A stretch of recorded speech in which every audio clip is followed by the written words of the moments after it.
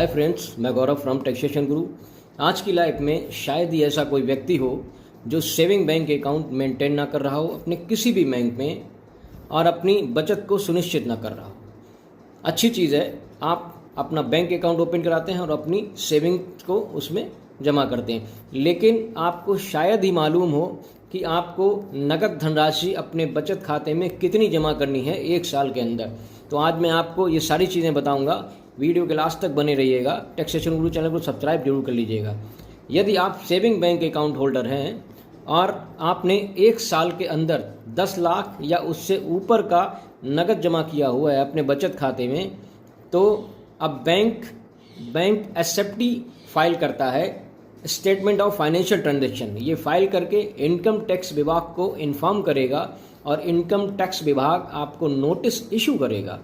Income tax विभाग आपसे ये पूछेगा कि ये जो आपने बचत बैंक खाते में नकद धनराशि जमा की है 10 लाख रुपए की, यह धनराशि आपने कहाँ से प्राप्त करी है। अब एक चीज़ का ध्यान रखिएगा, अब इनकम टैक्स विभाग और जीएसटी विभाग दोनों ही क्लब होकर के काम कर रहे हैं।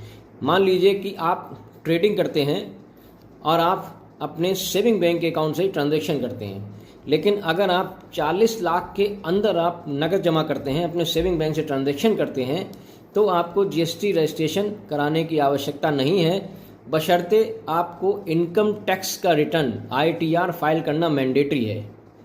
यही आप यदि सर्विस की सप्लाई करते हैं, आप कोई भी सर्विस प्रोवाइडर हैं, तो आपके केस में जीएसटी रजिस्ट्रेशन की थ्रेशोल्ड लिमिट है 20 लाख रुपए या उससे ऊपर। तो अगर आप 20 लाख रुपए तक का कैश डिपॉजिट कर देते हैं या ट्रांजैक्शन करते हैं अपने सेविंग अकाउंट से, तो आपको जीएसटी का रजिस्ट्रेशन लेना मैंडेटरी है।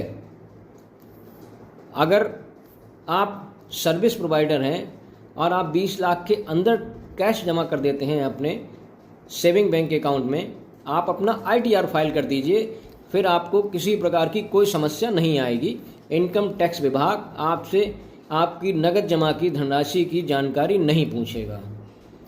यही सेम थिंग अगर हम करेंट अकाउंट की तरफ बढ़ें, तो करेंट अकाउंट में जो है आप 50 लाख रुपए या उससे ऊपर का नकद जमा करते हैं एक साल में, तो बैंक जो है एसएफटी फाइल करके इनकम टैक्स विभाग को बताएगा। इनकम टैक्स विभाग आपको ये AIS में आपको इन्फॉर्म करेगा, एनुअल इंफॉर्मेशन स्टेटमेंट जो होता है AIS और TIS में रिपोर्ट कर देगा इनकम टैक्स डिपार्टमेंट, और आपको बताएगा कि आपने इस अकाउंट से एक साल में 50 लाख रुपए